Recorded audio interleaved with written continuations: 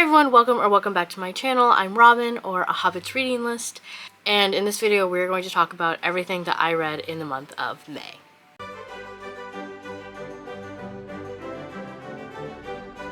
So May was a pretty good reading month. I read 9 books for a total of 1,579 pages, and I listened to 30 hours and 40 minutes on audiobook. I'd say it was not quite half and half between physical and audio, because I remember that one of them took me like a week and a half, while the other ones were like fairly quick. So let's go over some stats before we get into talking about the actual books. So for the month, my average rating was a 4.17, which I think is pretty good. You know, that means that like I had some that I really loved, and I had some that like were enjoyable, if maybe not to my taste, and we'll definitely talk about those coming up. Other than that, my most prevalent genres read were, unsurprisingly, 6 out of the 9 books were LGBT. Underneath that, I had 5 romance books and 5 fantasy, and I'm sure probably at least 2 of those were like fantasy romance. So I like that I'm, you know, still trending towards like my preferred genres, which is unsurprising. So the first book that I finished in May was a really quick read, and it is a graphic novel called Mooncakes by Suzanne Walker and Wendy. And this is about a witch named Nova who lives with her grandmothers and is training to be, you know, more witchy. And they like work in a bookshop where they like books on magics for other witches. And Nova had a friend growing up named Tam, who is a werewolf, and Tam left for a while. I don't think it's really explained why, but now Tam is back and they're dealing with this cult, essentially, for lack of a better word, that is trying to harness the power of the werewolf. And so Tam is trying to prevent that from happening and teams up with Nova, and then along the way they admit to having feelings for one another. And it's very cute, it's very well drawn. I think the art inside is like fantastic. I ended up giving Mooncakes a 4-star just because I felt like some of the plot points weren't explained like super well. I especially towards the end, I was sort of getting lost in like how it resolved, but the relationship between Nova and Tam is so cute that I almost didn't like care. So after Mooncakes, I listened to Under the Whispering Door by TJ Klune. So Under the Whispering Door was really enjoyable. I was worried because I lost someone very important to me a couple years ago, and it still really hits.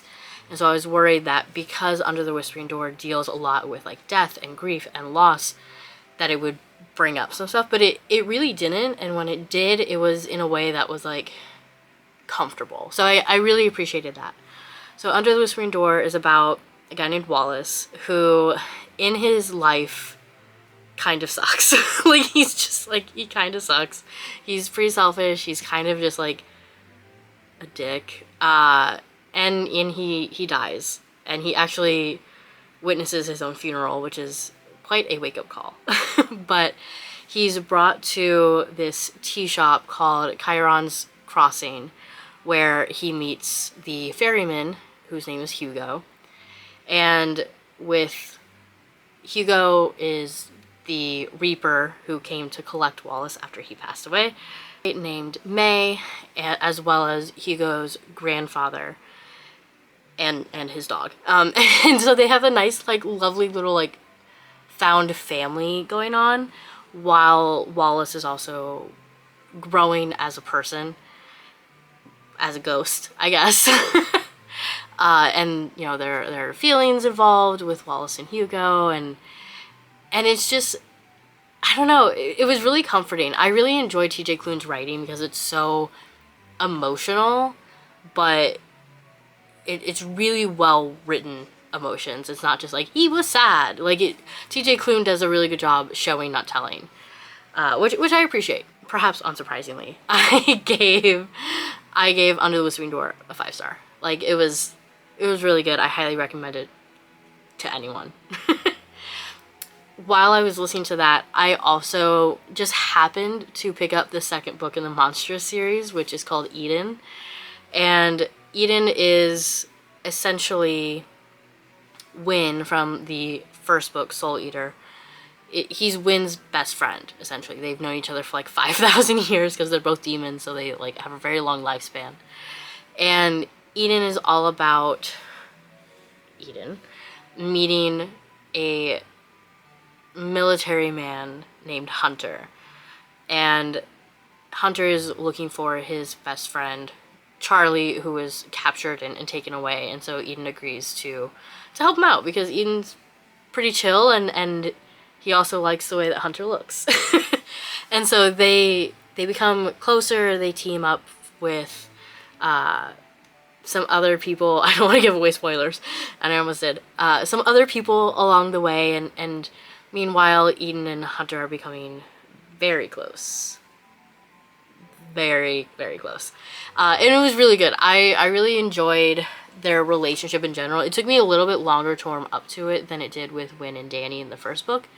But by the end, I really enjoyed it. I thought it made a lot of sense. I thought the smut scenes were really great. And I'm just waiting for when I can get the third book in the series. And I ended up giving Edin a 4.5. Because there were just like some... this is going to sound so silly.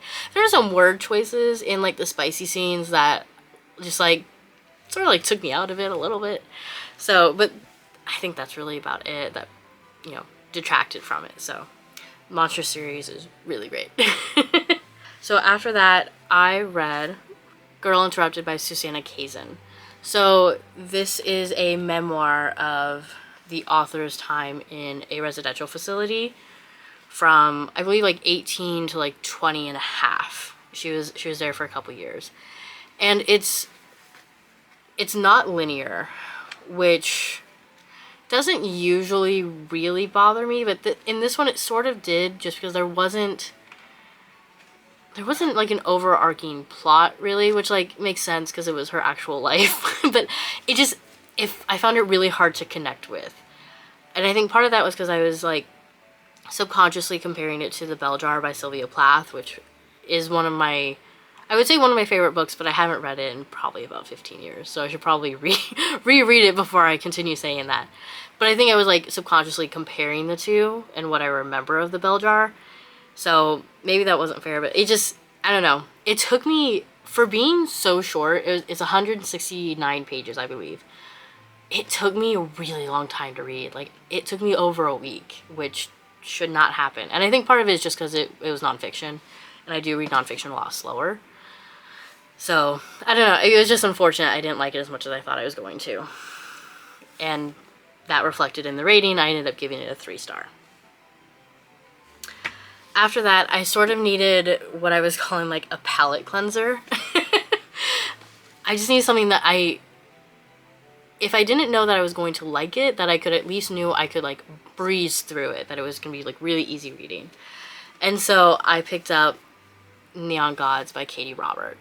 So Neon Gods is a modern retelling of Hades and Persephone in this like city that's like blocked off from the rest of like the outside world. There's like some magic, but not a ton.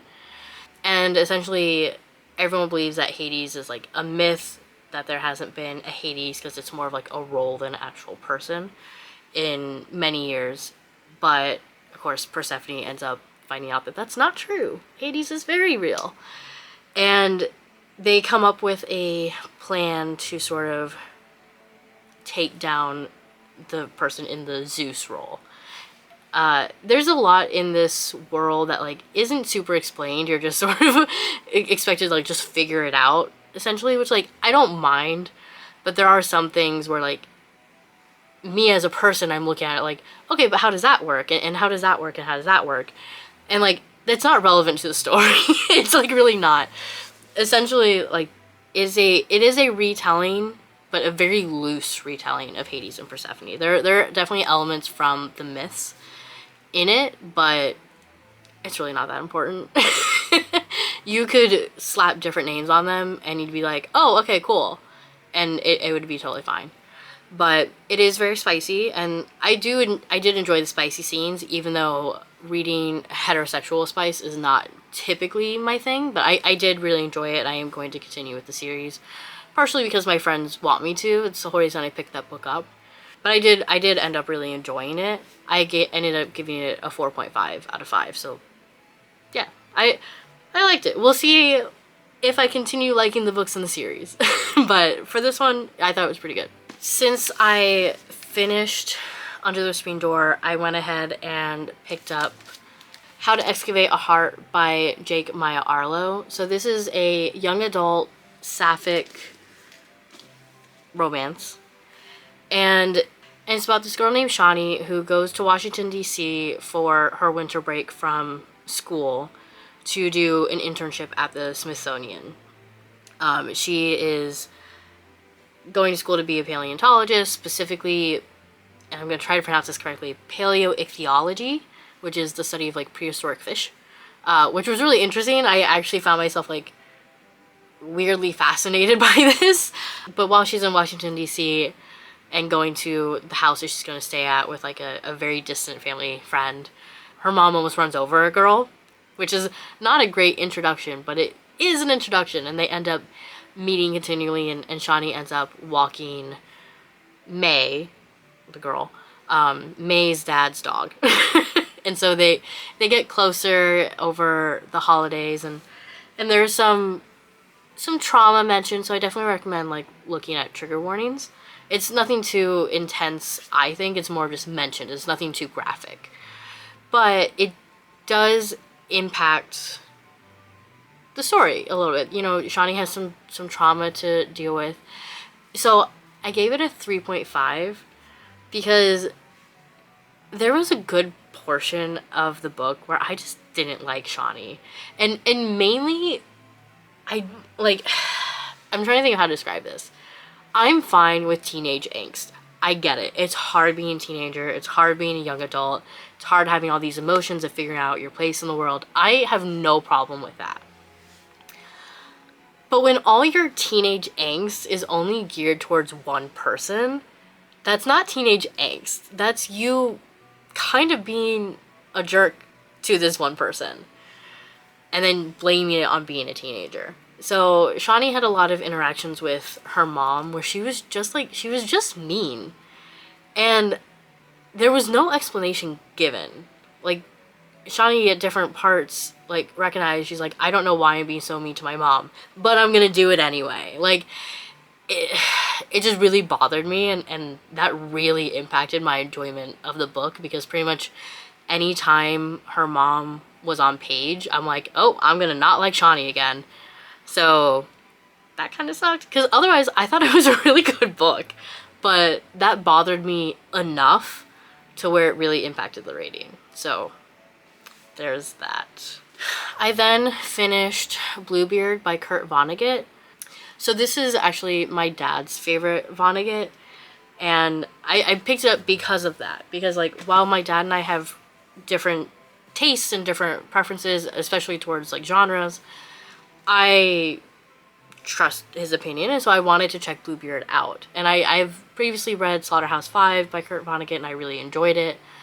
So Bluebeard is about this guy named Robbo, and he's like in his, I believe his like late 70s, and he decides that he's going to write an autobiography. And so it's these like snippets, and he largely goes in chronological order for the most part, but it's like snippets of his life, and it bounces between those and like his opinions on his like current life, where this like random woman that he met on the beach ended up like moving in with him like for like 4 months.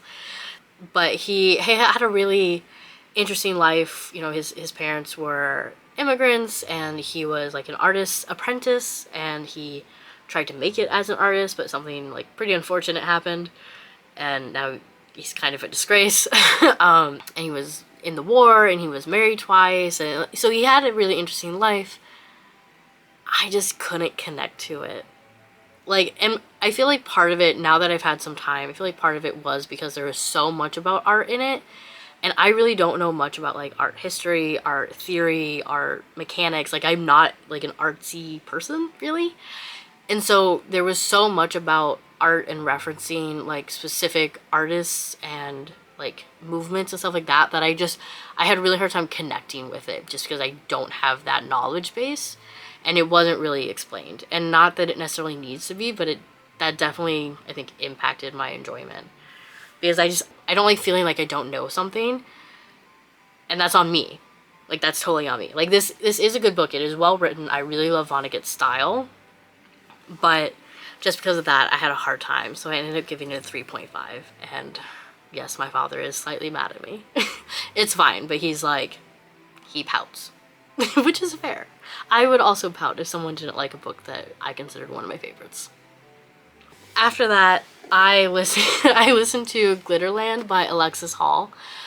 I enjoyed this way more than I thought I was going to. I felt like I got burned a little bit with Husband Material by Alexis Hall, which is a sequel to Boyfriend Material. If you know, you know.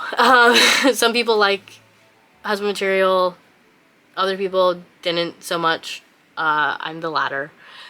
So I was a little nervous about picking up another Alexis Hall and seeing how it ended, but I actually really liked it.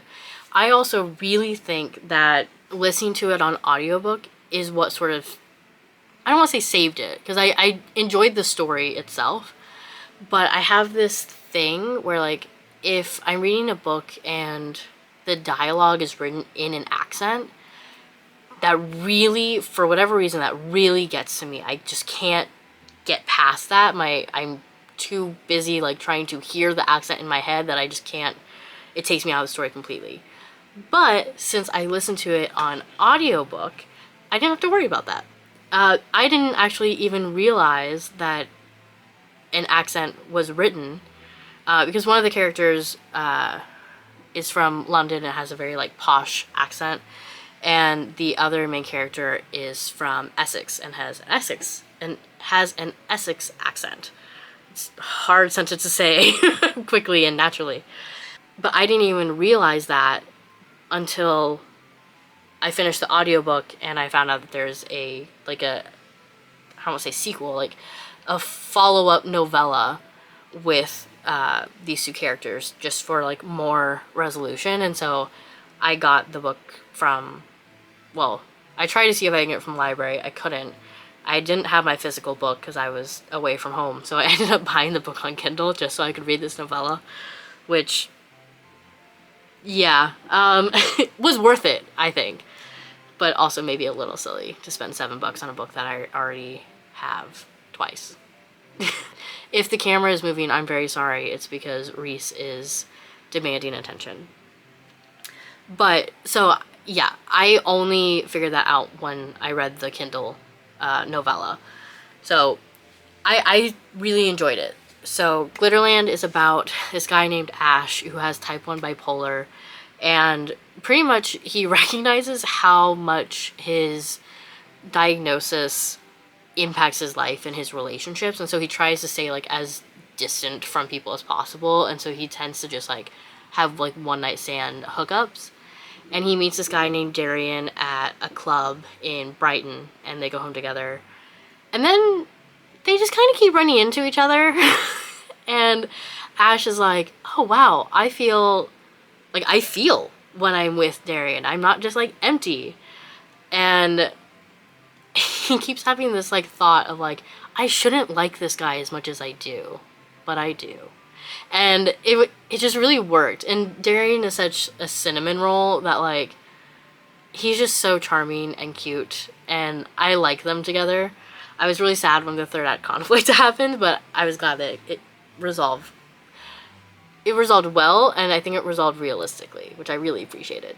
So I ended up giving it a 4.5 because I did really enjoy it, and I highly recommend people check it out. I don't know if I'm going to continue the series just because I know that, like, it doesn't, at least as far as I'm aware, it doesn't really follow any character that was mentioned in this first one. If I'm wrong and someone knows like about the sequel, if it has anyone from the first book in it, like let me know and I might continue with it. Finally, the last book that I read was the Inimitable Jeeves. So this is obviously way too large for what I actually read. I read this part. The Inimitable Jeeves is a collection of 11 short stories, some of which are connected, some of which aren't. And it is a Jeeves and Wooster collection. So it's all about Bertie Wooster and his valet Jeeves. If you are not American, you might say valet, which still trying to wrap my head around. I've always heard it valet, and then I was told I was wrong.